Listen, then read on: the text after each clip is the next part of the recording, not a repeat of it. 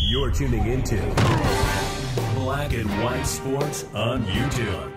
The no-holds-barred truth on sports. The main event starts now. All right, Black and White Sports supporters. Well, Caitlin Clark made her much-anticipated home debut last night for the Indiana Fever, and I did watch 3/4 of the game. Tell you what, the lady can pass the ball. She can play a little defense. She grabbed 8 rebounds last night. Her shooting struggled a little bit in her home debut. But I don't know that that's necessarily the story, as much as it is the interest that you can tell that she has already garnered and brought into this team from just a straight level of filling the stands. Because they had to open up, I believe it was the third deck of the field house that's normally closed. This is where the Pacers play. That's normally not open, from what I understand. And it was opened up last night. Now, keep in mind, going into all this, the Indiana Fever average 4,000 fans a game. Okay, that was their average for last year for their home games. They drew over 13,000 fans last night. They drew 9,000 more fans for this preseason game for Caitlin Clark. It was really wild. It really was. Caitlin Clark walked into her new home arena Thursday night with number 22 shirts and jerseys peppered from floor to ceiling. They were all over the place. All over the place. Everybody in the stands was either wearing a Caitlin Clark jersey or T-shirts. One of the two. All right? And they got the win. A late arriving but louder than usual crowd roared during the official introduction to Fever fans. Again, when Clark made her first basket, a layup. Yeah, it was a beautiful drive to the basket. With 7 left in the first quarter, the cheers grew when she completed a 3-point play a few minutes later and hit a crescendo when she made a long 3-pointer from the edge of the Fieldhouse logo late in the third quarter.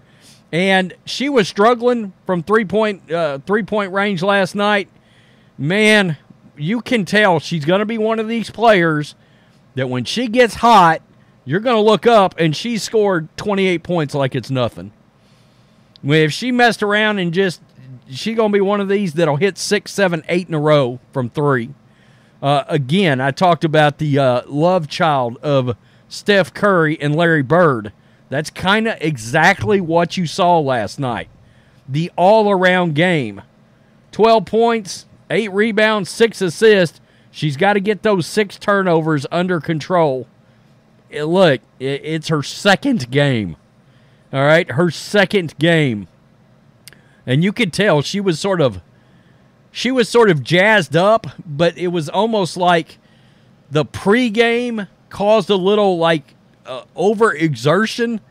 And then when the game started, for the first little while of the game, she looked somewhat sluggish, I thought, in the first half of the first quarter.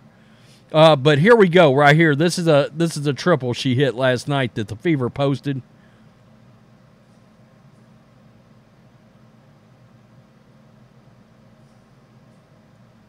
And it was, I got to admit, I sent John Matrix a message last night, and I was like, I can't believe how entertaining this game ended up being. I was floored. I was like, wow, I haven't watched basketball in a long time. I used to be a massive NBA fan, and I was like, man, I kind of miss basketball. I wish the NBA was better than they've been. Far as some of the things they've done over the past several years. And, of course, I've been very vocal. This is what Caitlin Clark has done. Somebody like me tuned into a WNBA game, which is basically like hell freezing over. If you would have named one league that I would not have turned into a game and watched, it would have been the WNBA or the U.S. Women's National Soccer Team, one of the two. And Caitlin Clark got me to sit down and watch 3/4 of this game. and be intrigued and entertained by it. Again, hell was literally freezing over as I was watching it. So, the Atlanta Dream challenged the league's number 1 overall pick with hard closeout defenders forcing the balls out of her hands and physical style. They tried to get real physical with her. They did stay on top of her. They played pretty good defense on her last night. Nonetheless, the Fever won the game. This was some comments made. Quote, "People definitely know who I am," she said before the game. "Sometimes it's hard to go out there and do what I want to do, but at the same time, I wouldn't want it any other way. The best way to grow women's basketball. That's the best way to get these fans excited about what we're going to do here. So I think people, they just are excited as we are to play here. So I think more than anything, enjoy it and soak it in."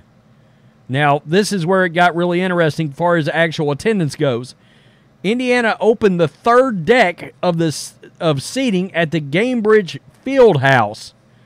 Instead of covering it with curtains, and the attendance for Indiana's only preseason home game was up, way up, from last year's regular season average of slightly more than 4,000 per game. The official crowd totaled 13,028. And judging from the attire, most came to see Clark even for a rescheduled contest. That's right, the game was messed with because of the Pacers. They play in the same building. I forgot about that. Like they said, the crowd arrived late last night, but by like the end of the first quarter, it was packed. And think about this. So their average is 4,000, and they beat that by three times the amount of fans plus some. That's pretty damn good. Indiana was initially scheduled to play Friday, but moved the game when the NBA announced Pacers-Knicks would play Game 3 of their best-of-7 in that slot. Yet, the WNBA's number 1 overall pick has generated more interest and attention in women's basketball than most of her predecessors, than any of them, giving her platform few others possess, and she's taking full advantage of it.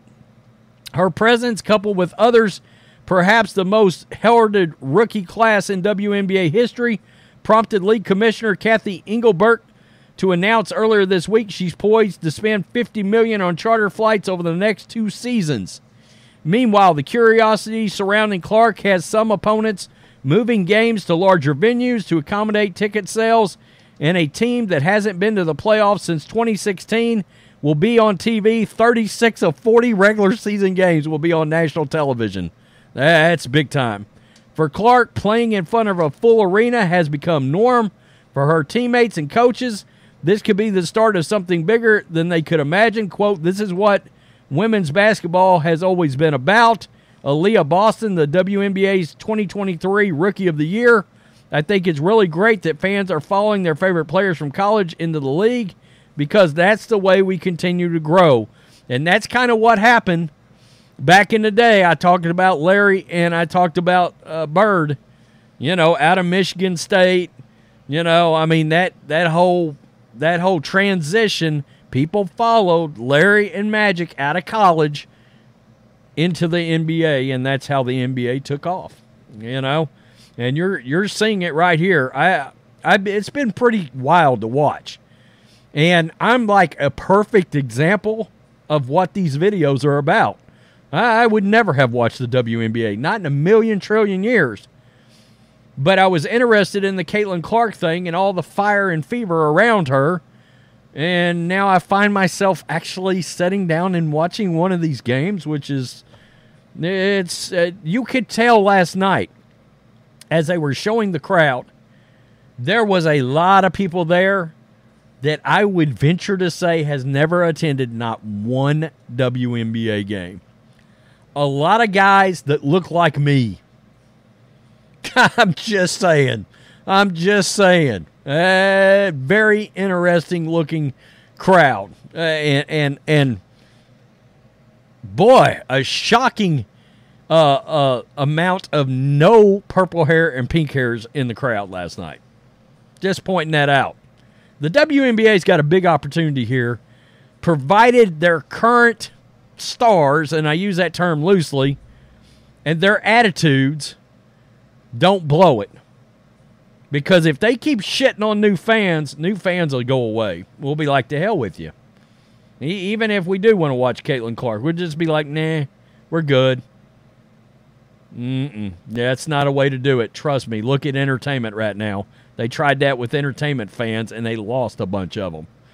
Tell me what you think. Peace. I'm out. Till next time. Thanks for watching the show. Be sure to like, comment, and subscribe. Be sure to tune in next time on Black and White Sports.